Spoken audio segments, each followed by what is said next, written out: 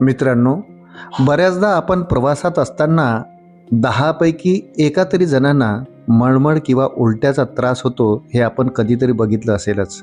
परंतु हे असं का होते याचा कधी आपण विचार केला आहे का? तीच माहिती आणि त्यावर उपाय आपण या व्हिडिओमध्ये जाणून घेणार आहोत. प्रवासात उलटी का होते? डॉक्टरांनी खरं कारण सांगितलं आहे त्याचं. डॉक्टरांच्या मते प्रवासात होणाऱ्या उलटीला मोशन सिकनेस असे म्हणतात.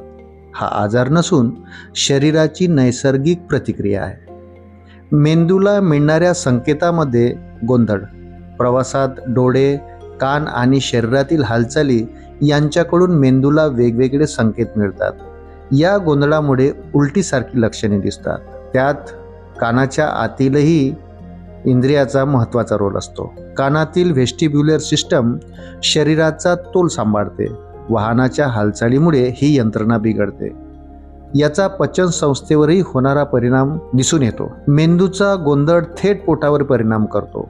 त्यामुळे मळमळ, उलटी, पोटात अस्वस्थता जाणवते. लहान मुलांना जास्त त्रास का होतो? लहान मुलांची तोल सांभाळणारी यंत्रणा पूर्ण विकसित नसते. त्यामुळे त्यांना प्रवासात उलटी जास्त होते. रिकाम्या पोटी प्रवास करणाऱ्यांना धोका. रिकाम्या पोटी किंवा फार जड जेवण करून प्रवास केल्यास उलटीची शक्यता वाढते असे डॉक्टर सांगतात.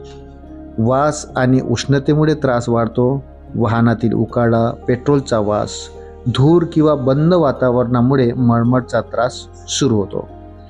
तणाव आणि भीतीही कारणीभूत आहे. प्रवासाची भीती, चिंता किंवा मानसिक तणाव असलेल्या लोकांना मोशन सिकनेस लवकर होतो. योग्य काळजी घेतल्यास हा प्रकार टाळता सुद्धा येतो.